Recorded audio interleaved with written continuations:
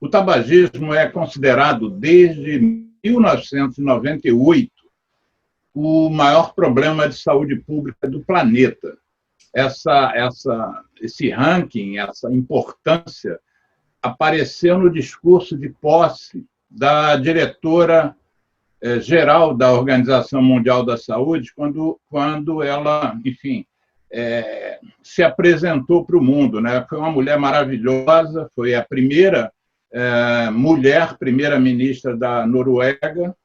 Em 92, presidiu a Rio Eco 92, como o nome já diz, aqui no Rio de Janeiro. E quando ela assumiu a Organização Mundial da Saúde, ela também foi a primeira mulher a ocupar essa posição. Então, desde 98, que já vão lá mais de 2 décadas, que o cigarro é considerado o maior problema de saúde do mundo. E há vários motivos para ele estar nesse ranking, né? Com tantas doenças que a gente tem, por que o tabagismo está elencado a esse nível? Os motivos são vários. Eu vou citar alguns aqui para vocês, mas são tantos que eu sou capaz até de esquecer algum. Mas, primeiro, ele tem uma capacidade de gerar dependência à nicotina, que é a substância psicoativa que gera essa dependência. Ela é a substância com maior poder de gerar dependência química de todas que se conhecem. Se você comparar a nicotina com qualquer outra substância, ela ganha. Então, ela é uma doença que é baseada numa dependência química forte. Ela atinge ela tem um espectro, uma prevalência planetária imensa. Hoje, com tudo que a gente já fez, com todos os avanços que a gente já teve, a comunicação, inclusive, da doença, ainda existe 1,3 bilhão de fumantes no planeta. Então, não é qualquer substância psicoativa que alcança esse montante. Dentro do processo do fumar, você está exposto a 7 mil substâncias tóxicas. A coisa de até uns 10 anos atrás, havia um mantra que dizia-se que era 4.720 substâncias. Hoje a gente sabe que são 7 mil, e isso sem contar a possibilidade de novas substâncias ainda não serem conhecidas, porque a indústria tem posto espertamente aditivos de sabor e de odor, sobretudo para atrair o mais jovem, que a gente não sabe o que a pirossíntese e a pirólise dessas substâncias aquecidas ou queimadas, e no que elas podem se transformar. Então, nós temos uma prevalência de 1,3 bilhão de pessoas expostas a 7 mil substâncias, o que gera uma mortalidade absurda de 8 milhões de pessoas ano. Na época que a doutora Gro Brundtland assumiu a OMS em 98, eram 4 milhões de mortes ano. Hoje são 8 milhões, já tendendo para 9, provavelmente até o final do ano. A OMS também estima que, para cada morte, você tem um adoecido grave. Ou seja, se você tem 8 milhões de fumantes, você tem, em potencial, 160 milhões de adoecidos graves. Outro motivo que fez a doutora Gro elencar o tabagismo em problema sanitário número 1 é que essas 7 mil substâncias têm o poder de gerar entre 60 e 70 doenças diferentes, em sistemas diferentes. Você tem desde alterações do cérebro a alterações na pele. Você tem, por exemplo, dessas 70 doenças, 19 doenças são cânceres, diferentes tipos de cânceres em diferentes sítios. Você tem câncer de colo do útero, como você tem câncer de pâncreas, câncer de pulmão e tem câncer de bexiga. A principal causa do câncer de bexiga e de pulmão é o tabagismo. e você tem doenças inflamatórias, como a DPOC e outras. Você tem o exacerbamento, a exacerbação de asma. Pessoas que poderiam geneticamente desenvolver asma poderiam passar o resto da vida sem asma, mas o fato de se tornarem fumantes exacerba e começa a ter crise de asma. A OMS tem um ranking de mortalidade anual em que ela elenca as 10 principais causas de mortes no mundo. E o tabagismo, das 10, ele está envolvido em 7. Ele só não está participando objetivamente ainda em estudos, mas em Alzheimer, que é a 5ª causa de mortes, as diarreias, que ainda tem uma mortalidade impressionante, sobretudo de crianças no terceiro mundo, e acidentes de trânsito. Nas outras 7, o tabagismo está lá marcadamente. A primeira causa de morte é o infarto do coração e a segunda é o acidente vascular cerebral, que a gente chama de AVC ou de derrame. Então, aí você já vê uma participação do tabagismo lesando vasos e artérias, provocando de uma forma multifatorial uma série de alterações nessas áreas. Aumenta as plaquetas, você aumenta a lesão de endotélio, você abaixa o colesterol bom e aumenta o colesterol ruim. O cigarro ele reduz a produção de óxido nítrico, que faz com que os vasos se abram e mais oxigênio permeie o corpo.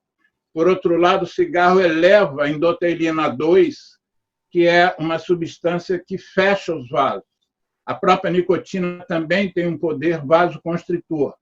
Então, só nas 2 primeiras causas de morte a gente tem essas lesões inflamatórias que lesam vasos. A terceira causa de morte é outra doença inflamatória produzida pelo fumo, em 90% dos casos, que é a DPOC, o enfisema associado à bronquite crônica. A 4ª causa de morte são as pneumonias. É marcante a participação do cigarro dos fenômenos pneumônicos.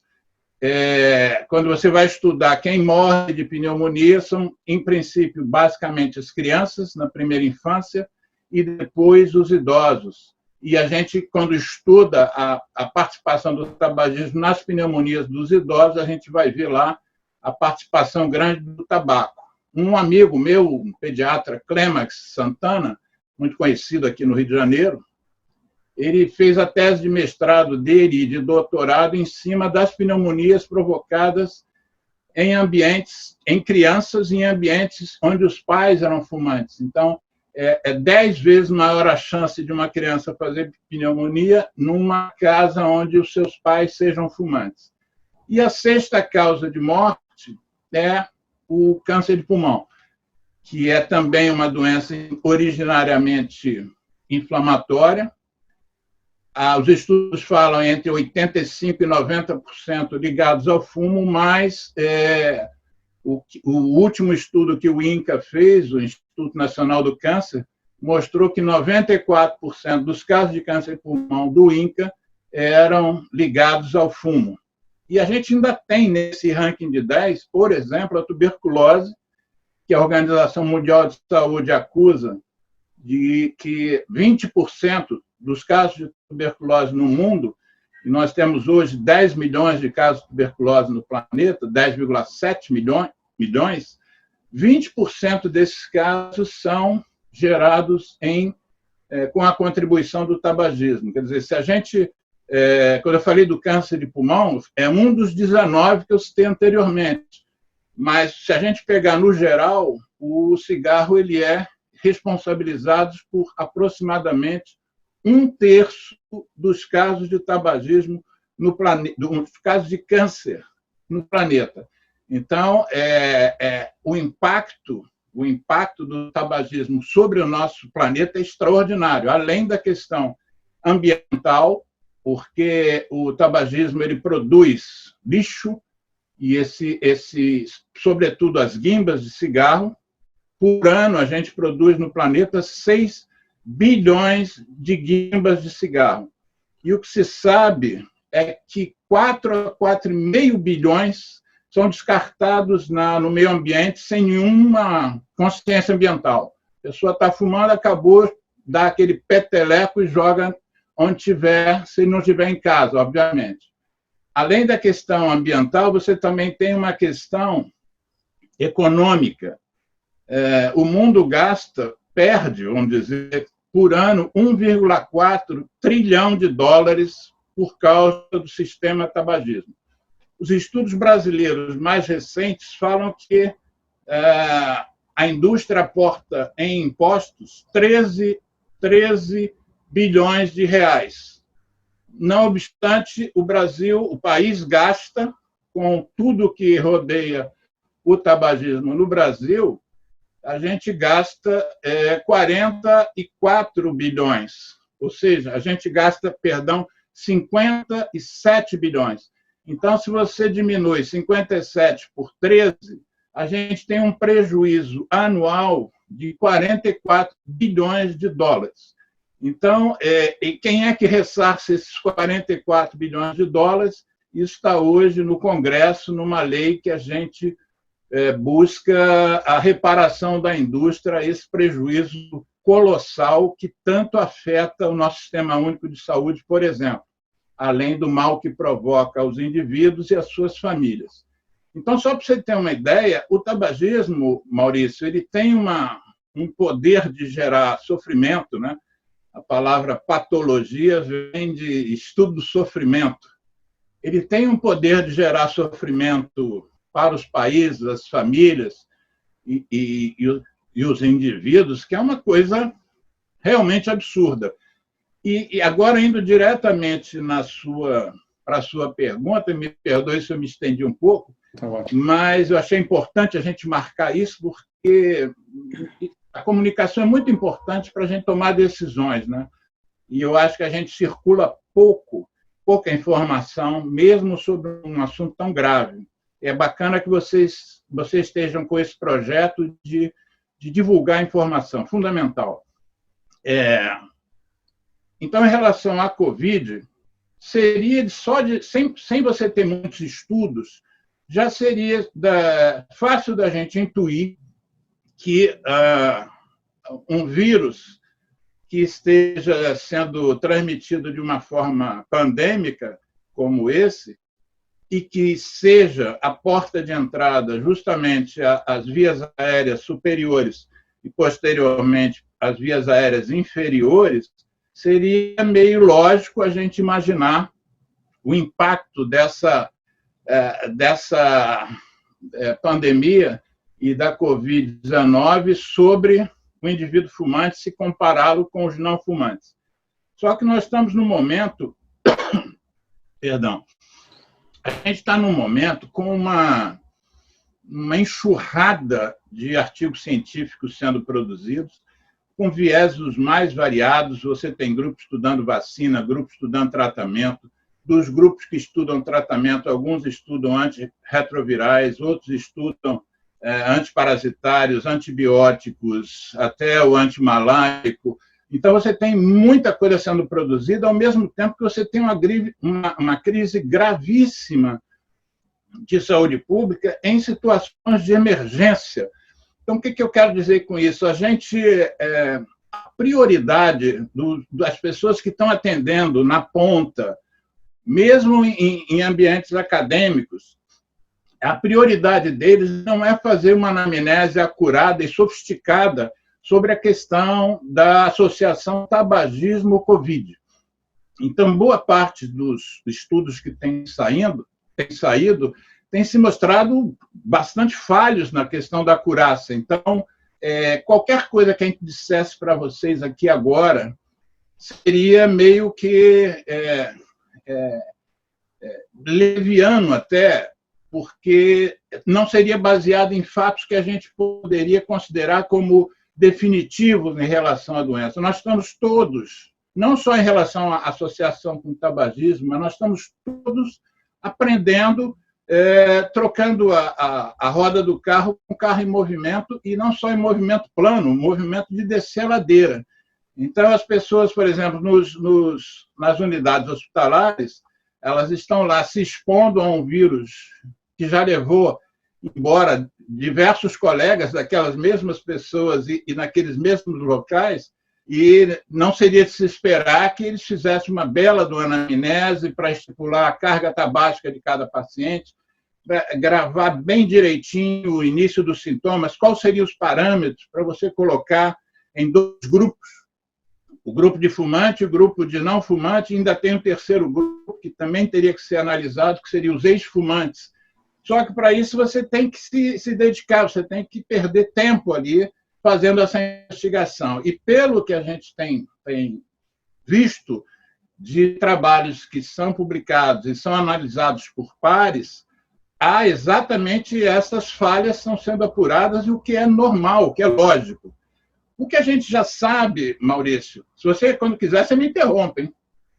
O que a gente já sabe é que a Covid-19 é uma doença de infectividade bastante importante, ela se transmite de uma forma bastante fácil, e ao contrário de outros micróbios, e essa transmissão ela tem vários caminhos, né? Um dos caminhos é a transmissão pelas mãos contaminadas. Uma vez a sua mão estando contaminada, você leva a mão ao rosto, ao olho, passa perto da boca, do nariz, coça a pele. O tabagismo, ele naturalmente já é uma prática que faz com que você leve a mão à boca. A gente sabe que para cada cigarro consumido, em média, a gente dá 10 tragadas. Então, você leva a mão à boca 10 vezes a cada cigarro. A média de consumo de cigarro no planeta, sobretudo dos homens, é uma média de 20 a 30 cigarros por dia. Então, se você levar a mão, fumar 30 cigarros por dia, você está levando a mão à boca 300 vezes, né? O que tudo é cumulativo, né? Se você aumenta a sua exposição, aumenta a chance de você se contaminar. Uma outra forma de contaminação pelo tabagismo é do pessoal que usa narguilé, que a gente já sabe, já há estudos que mostram que você, por de uma doença, por exemplo, herpes labial, mesmo a influenza, já foi estudado como os cachimbos de narguilé são partilhados por pessoas numa roda, né? É uma coisa muito cultural hoje em dia, veio de fora do Brasil, mas chegou pesadamente aqui.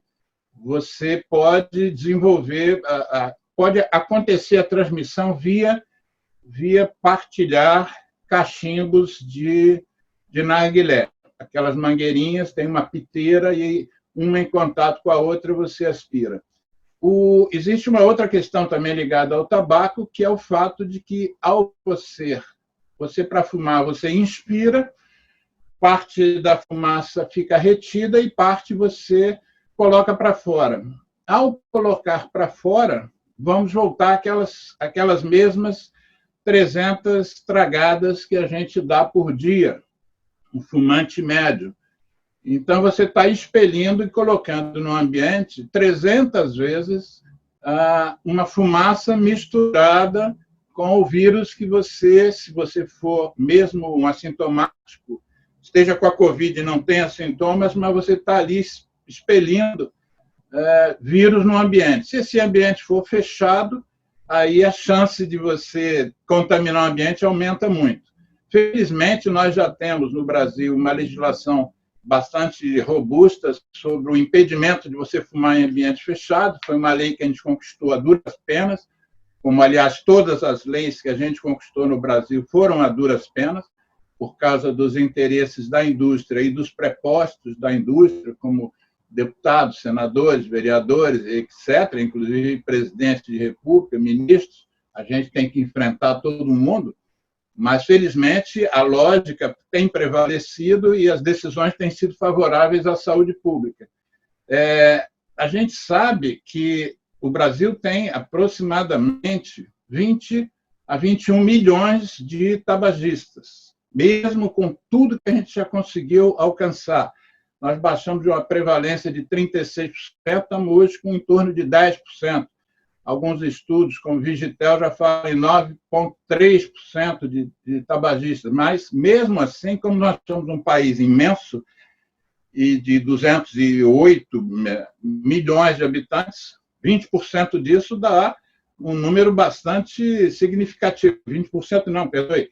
10% disso dá um número significativo, que eu estou me referindo a esses 20 milhões. Então, a gente está lidando com uma doença grave, uma doença que, independente do Covid, é a principal causa de morte no mundo, e é uma doença também da transmissão pela comunicação, ou seja, o tabagismo ele vige porque existe uma máquina de comunicação atrelada a ele, obviamente bancada em sua maior parte pela indústria da nicotina, que faz com que as pessoas, sobretudo jovens, sejam manipulados por esse material pesado de marketing. Inclusive, o Dia Mundial de Tabaco, Antitabaco, desse ano, de 2020, agora, recente, dia 31 de maio, o tema desse ano foi: a gente precisa conscientizar os jovens de que eles podem estar sendo manipulados pela indústria, mas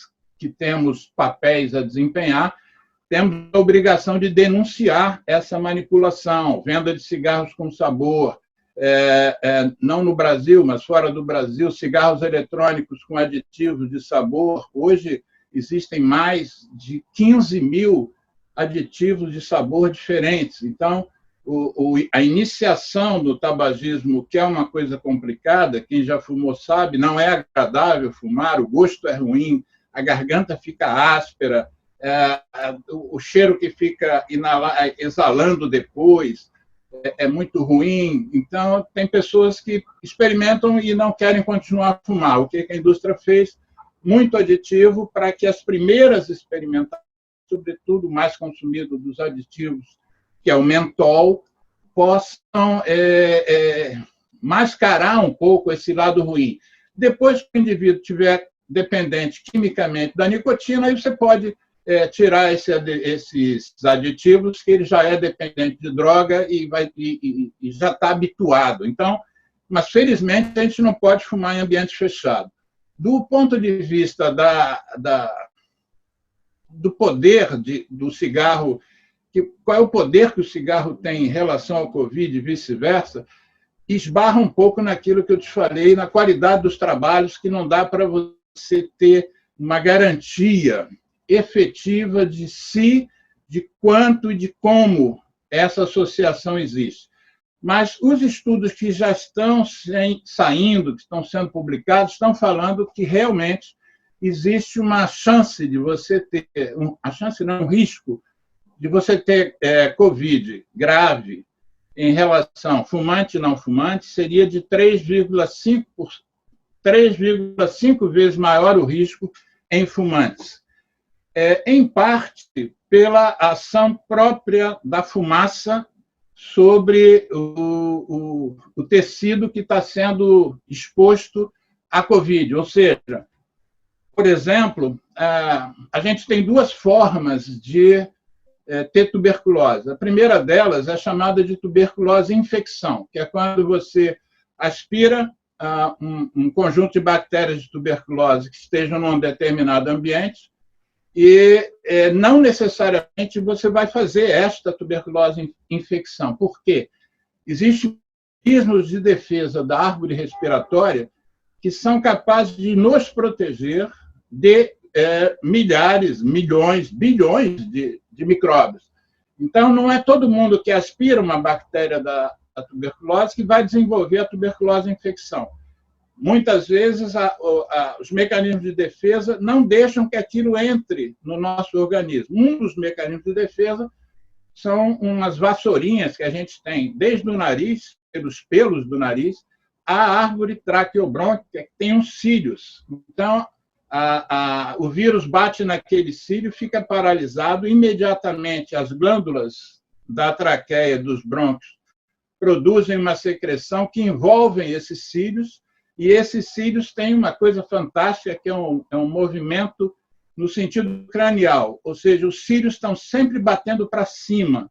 Aquela secreção que você produziu lá embaixo no pulmão, ela começa a ser trazida para cima, com os micróbios dentro, até que você, quando chega essa secreção na traqueia, você tosse e elimina aquele conjunto, mistura de secreção com micróbios. Isso é um mecanismo que, se não existisse, a nossa espécie não existiria, porque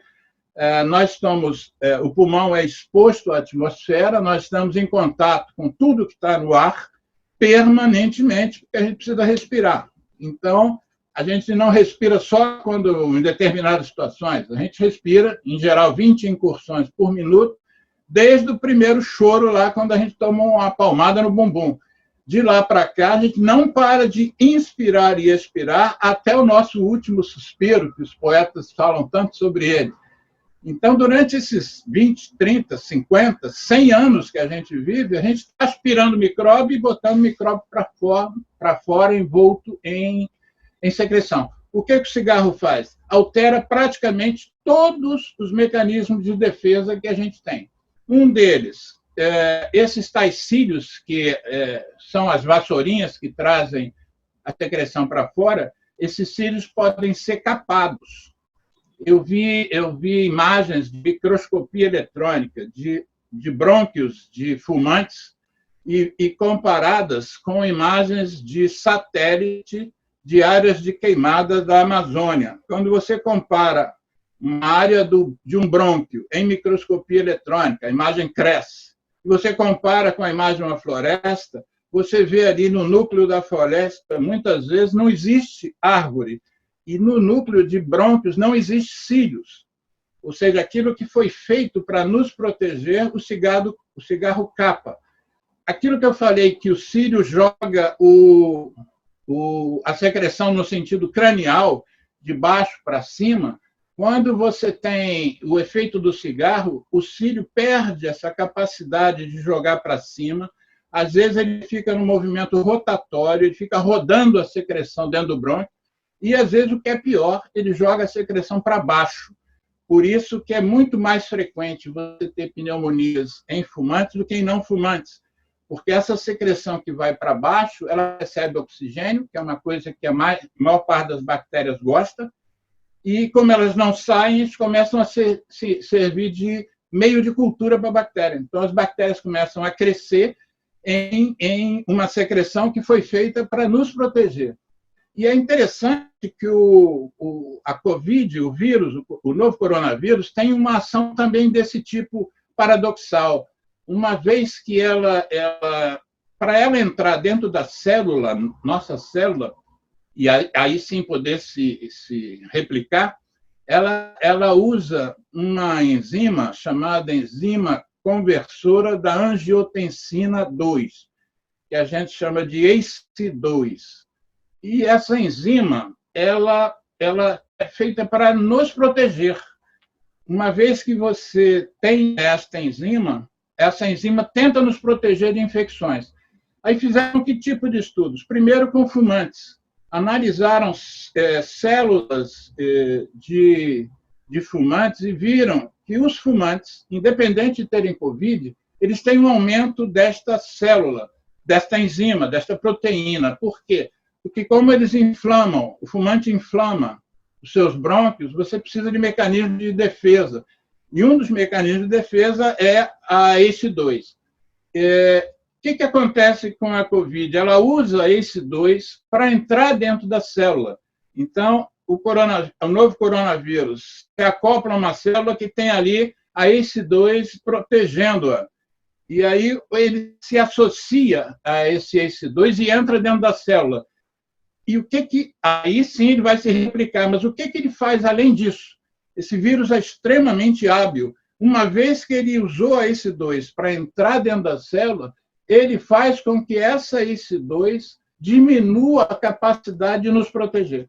Então, é como se ele fosse um cavalo de Troia ali. Ele entra, se espalha dentro da célula e fecha as portas para a nossa proteção. Então, esses estudos, quando estão feitos, estão sendo feitos, por exemplo, com broncoscopia. Você pega um aparelho, faz um exame endoscópico da árvore respiratória e lá pelo segmento 6, 7, a subdivisão 6, 7, você raspa, você introduz uma raspagem, uma escovinha, raspa, traz esse material e estuda esse material. Então, a gente sabe, não está fechado que a Covid seja efetivamente a causa maior de problemas quando o indivíduo é fumante. Mas todas as evidências até agora têm falado nesse sentido. Em termos de comunicação, aquilo que eu também falei e elogiei o trabalho que vocês estão fazendo, em termos de comunicação, tem muita coisa para fazer no Brasil, com relação ao tabagismo Covid, mas com outras relações. A maior parte dos fumantes, quer dizer, a gente tem 20 milhões de fumantes. Eu fiz uma pesquisa, fiz um videozinho, inclusive, eu criei uma lei aqui no Rio de Janeiro, que é o Dia Municipal da DPOC, né, da Doença Pulmonar Obstrutiva Crônica. Pois bem, eu mencionei também no início que a DPOC é a terceira causa de morte no mundo. Terceira causa, depois de infarto e AVC. E eu fiz uns vídeos em que eu entrevistava as pessoas e perguntava se elas sabiam o que era DPOC. Eu acho que eu entrevistei umas 100 pessoas e talvez 2 tivessem interpretado a sigla corretamente. Doença Pulmonar Obstrutiva Crônica. Sabe o que é DPOC? Não. O que é DPOC? Não. Tá gravando. Você sabe o que é DPOC? O pior que eu já vi a doença pulmonar, não. Nem sei. Então nem como a gente fala besteira. Você sabe o que é DPOC? Não. Menor ideia? Não. Você sabe o que é DPOC? Não.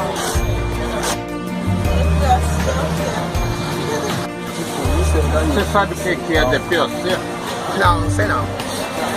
Você sabe o que é DPOC? Não. Sabe o que é DPOC?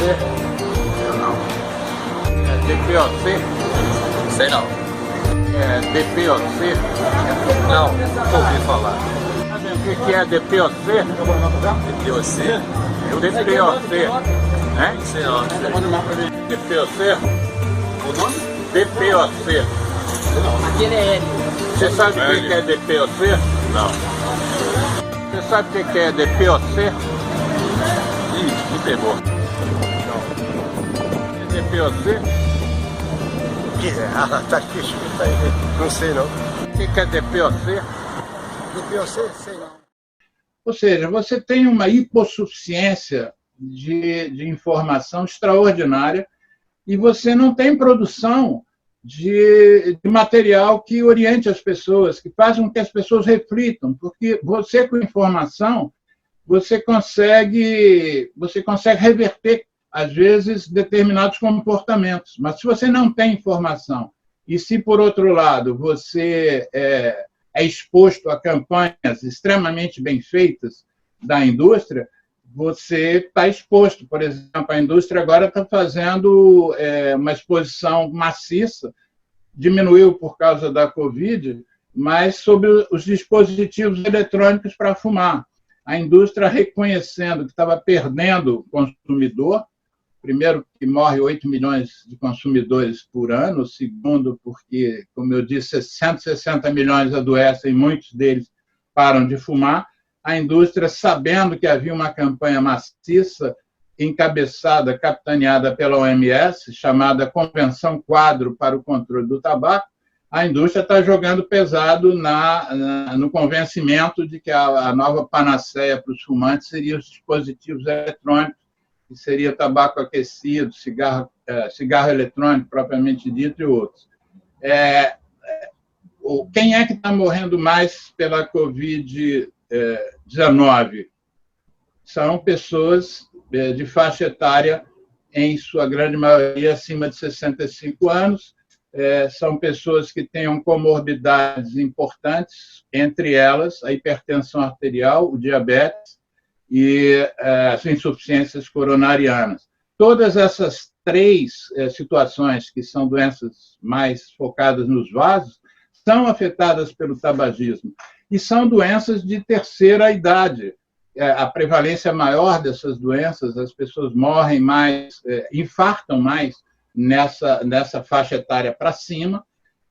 A tuberculose é um fator causal o tabagismo é um fator causal de tuberculose, e no Brasil a gente tem diagnósticos de tuberculose muito tardios. As campanhas, poucas que existem, dizem que tossiu por mais de 3 semanas, pense em tuberculose. Mas eu fui coordenador por décadas de um programa de tuberculose do Ministério da Saúde, no Hospital do Ministério, e a gente recebia um número imenso de pacientes com doenças há 3, 4, 5 meses. Então, mesmo que você propicione a cura bacteriológica daqueles casos, em 90%, 95% dos casos a gente curava, você gerava o que no Código Internacional de Doenças chamados efeitos tardios da tuberculose. Então, quando a gente fala que a Covid afeta muito os pneumopatas crônicos, os doentes que têm doença crônica do pulmão, pouco eu tenho ouvido falar nas sequelas, nos sequelados de tuberculose. Você, por exemplo, tem a Indonésia, se você for ver, hoje nem tanto, mas os sequelados, os amputados das minas, pessoas que perdiam pernas por causa de bombas que eram deixadas, você havia uma multidão de sequelados. Você não vê os sequelados da tuberculose porque os pulmões estão dentro das pessoas, não são expostos como os membros.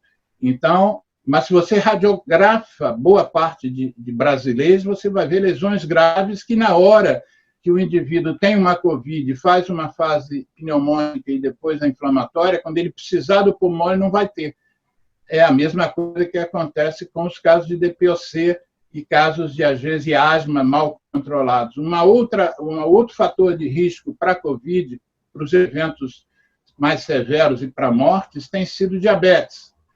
Quando a gente estuda tabagismo e diabetes, a gente vê uma relação absurda entre essas duas patologias. Então, qual é a comunicação que você já viu para os diabéticos dizendo que eles não devam fumar? Você ouve falar que eles não devam comer açúcar, que eles devam fazer exercício, que eles, enfim, usem sua medicação da forma mais adequada possível, controle os seus níveis glicêmicos, mas você vê pouca recomendação sobre o tabagismo. E o que a gente sabe é que as lesões, por exemplo, que o diabético faz, lesões vasculares periféricas, insuficiência renal crônica, alterações da retina, o tabagismo também faz. Então, você, ao ser diabético e fumar, você potencializa. A mesma coisa acontece com a Covid-19. Eu falei aqui antes sobre a transmissão mão, nariz, mão, olhos. Mas existe uma outra transmissão, que é a transmissão aérea, que no início da nossa epidemia aqui brasileira, eu senti muita falta disso, porque como eu trabalhava com tuberculose de muitas décadas, e meu hospital foi referência em tratamento de tuberculose multiresistente, a gente tinha bactérias lá que não tinham remédio conhecido para tratá-las. Então, a gente tinha uma preocupação grande com a questão da biossegurança. Era fundamental para nós, para os profissionais de saúde, não contraírem aquelas bactérias. E é evidente que a exposição leva você a um maior risco, né, de aumentar a carga de bactéria. O que a gente fazia? Tinha uma preocupação burral com a questão da ventilação do ambiente. Então, nenhum consultório que atendia, onde a gente atendia pacientes de tuberculose, nenhum consultório deixava de ter ventilador. O ventilador ficava de um lado da mesa, o profissional do outro lado e o paciente em frente ao profissional, e o fluxo do ventilador passava durante toda a consulta e o pós-consulta, entre uma consulta e outra, você ventilava para que as bactérias seguissem um fluxo. A gente não podia ter na sala de espera pessoas, havia uma separação por alguns metros para que aquele fluxo não só saísse da sala, como se diluísse no ar ambiente e não afetasse as pessoas. Eu não vejo nenhuma fala sobre a proteção. Agora estamos querendo abrir os espaços de comércio e bancos e outros ambientes fechados. E eu vejo distâncias assim marcadas no chão, com 1 metro de distância, que a maioria das pessoas, aliás, não respeita, mas você tem ali a marcação das distâncias, você tem gente passando álcool no portal, na maçaneta, você tem as pessoas de máscara, mas você não tem nenhuma preocupação com a ventilação do ambiente. E eu acho que nós aí falhamos bastante no início da Covid, pouco se falou em máscara no início da Covid-19 aqui no Brasil, a própria OMS também não enfatizava máscara, ela enfatizava que as máscaras deveriam ser utilizadas pelos profissionais de saúde, quando, por exemplo, a gente vê a experiência de Hong Kong, que não fez lockdown em nenhum momento, praticamente não fez isolamento social, porque desde o primeiro dia que eles souberam de casos na China oficial, né, porque Hong Kong é um território, uma ex-colônia inglesa, mas é um território chinês, eles passaram a fazer, e a cultura deles facilita, porque eles já têm essa cultura, mas eles passaram a fazer uso de máscara 100% das pessoas e 100% dos momentos que essas pessoas botavam o pé na rua.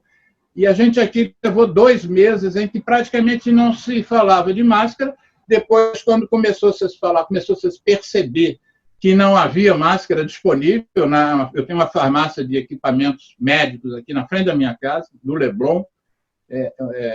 Você vende cadeira de roda, você vende termômetro, aparelho de pressão. Eu não vejo lá máscaras há mais de 1 mês. E eu sou profissional, então eu atendo no consultório, eu preciso de máscara. E eu tenho algumas máscaras N95 guardadas, mas a população começou a fazer máscara de tecido. Então, a mulher do meu porteiro, por exemplo, aqui faz máscara, mas será que a máscara que ela faz é a máscara adequada? As pessoas, será que foram orientadas?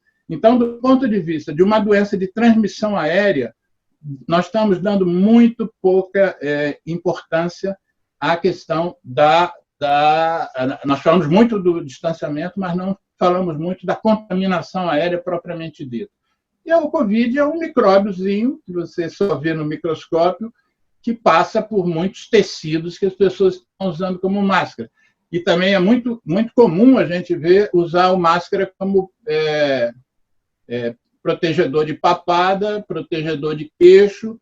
Já vi gente com máscara no alto da cabeça, ou então, que é muito comum, máscaras em que o nariz fica para fora da máscara, como se o nariz não tivesse ali uma mucosa com receptores que estão prontos para absorver esses vírus e jogar os vírus para a nossa corrente sanguínea. Então, eu acho que a questão da ventilação é muito importante, e eu acho que a gente ainda tem o que fazer, a gente ainda está numa fase da curva que a curva está crescendo, e a gente parece que acha que a situação está resolvida. E estamos repetindo erros que nós cometemos no início, que nem no início a gente deveria ter cometido, porque a gente viu o que aconteceu em outros países antes da gente. Maravilha. A cessação do tabagismo num momento de Covid-19 também está sendo bastante estudado. Agora mesmo, recente, eu vi um vídeo da Johns Hopkins em que eles têm lá um núcleo de tratamento de fumantes para ajudar na cessação e colocaram lá uma série de questões super interessantes. Primeiro, para o indivíduo parar de fumar, ele precisa estar consciente de que fumar faz mal. Para ele parar de fumar durante a Covid-19, ele tem que estar mais conscientizado ainda, não só de que o fumo faz mal, mas que o fumo pode prejudicar a sua passagem por uma eventual infecção por coronavírus. O que eu sugiro é que tente-se, pelo menos. Não pense assim, isso é um mal menor, eu já fumo há 40 anos, o que vai mudar se eu parar de fumar agora? Todos os estudos mostram que qualquer parada de fumar, em qualquer momento da vida, pode ser benéfico, independente de Covid.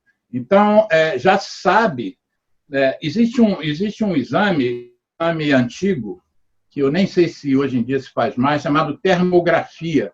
E um colega meu, a tese de mestrado dele, ele é cirurgião vascular, foi o estudo da perfusão em pacientes fumantes e não fumantes, sobretudo essa perfusão nas extremidades. Aí a pessoa botava a mão em cima de uma placa, essa placa, a mão emitia um determinado calor, e isso se transformava num resultado vermelho, que era porque tinha muito oxigênio. Aí ele pedia ao indivíduo para fumar um cigarro apenas, e 2 minutos, 5 minutos depois, ele repetia o exame. A mão do indivíduo estava azul. O mesmo indivíduo, o mesmo cigarro que ele fuma habitualmente, a termografia mostrou uma hipoperfusão da mão. Então, o cigarro ele tem efeitos imediatos, absolutamente imediatos. Aquilo que eu disse, que ele altera os mecanismos de defesa, é imediato. Se você para de fumar, em poucas horas, em alguns dias, os cílios começam a exercer as funções. A oxigenação do sangue do indivíduo, se você mede por oximetria e você avalia por difusão, você vai ver que a parada de fumar, o indivíduo está 7 dias sem fumar, todos os parâmetros respiratórios dele melhoraram. O quadro inflamatório, então, nem precisa dizer, né? Você usa 7.000 substâncias tóxicas, 20 a 30 vezes por dia. Se você parar de usar hoje, é óbvio que a sua inflamação vai diminuir. A capacidade de você fazer câncer de pulmão, em 5 anos cai em 50%. Quer dizer, câncer de pulmão, que é o mais grave de todos. É óbvio que leva um pouco mais, não são 5 minutos, são 5 anos, mas vale a pena, porque é o câncer que mais mata. Então, no caso da Covid-19, não há nenhuma dúvida que a parada de fumar pode ser benéfica e pode evitar que você, às vezes, até adoeça da própria Covid. Porque uma vez que você restaure os seus mecanismos de defesa, você pode receber a bactéria, inspirar, mas os mecanismos de defesa te protegerem da doença se instalar, que é o que acontece com a tuberculose. Você pode fazer infecção por tuberculose, mas se você não for fumante, aquilo morre como uma infecção e você não vai nunca desenvolver a tuberculose doença. Se você for fumante, a chance de você desenvolver é muito grande. É importante também a gente lembrar que dentro desses poucos estudos que a gente já tem, está sendo detectado que nesse momento de pandemia, muitas pessoas estão recaindo no tabaco, quer dizer, pessoas que já tinham parado de fumar, num momento de estresse, nesse momento de insegurança, e às vezes alguns de depressão, estão recorrendo novamente à velha muleta. Então, quem é ex-fumante, fique atento, porque talvez tenha lá um movimento de volta à velha muleta, né? Então, não recaiam, porque aí seriam totalmente contraproducentes. Vocês estariam protegidos por não serem mais fumantes. Os estudos mostram que isso é realmente uma proteção, mas aí vocês voltam pelo estresse e, às vezes, isso pode até facilitar uma infecção. Então, quem não é fumante, obviamente, nem comece, nem experimente. Quem importa cigarro eletrônico, nem traga de fora, por favor. Primeiro, que é ilegal a venda no Brasil, e segundo, porque pode abrir as portas para a Covid. E quem for fumante, independente das dificuldades que a gente sabe inerentes a abandonar uma dependência de tal monta, mas usem a vida como foco na sua autoproteção e também na proteção da família, porque a gente sabe que nesses momentos de confinamento, muitos fumantes não estão indo à rua fumar e estão fumando dentro das suas próprias casas, sem talvez numa carga muito maior de exposição para quem conviva com eles. E a gente sabe que o mal que o fumo faz à pessoa faz também ao fumante, que eu prefiro chamar de fumante involuntário. Então, às vezes, você passar a fumar aqueles 30 cigarros dentro de casa pode adoecer um familiar e pode facilitar com que a Covid não afete você, mas o seu familiar. Então, a fumar, sugerimos que não fume, mas a fumar, mantenha-se protegendo a sua família e fume em ambientes que você possa colocar a fumaça para fora, pela janela, na área de serviço ou na área do seu quarto. Para a janela, para fora. e vamos todos nos proteger. A pandemia ainda não acabou e ainda está afetando muito a nossa gente.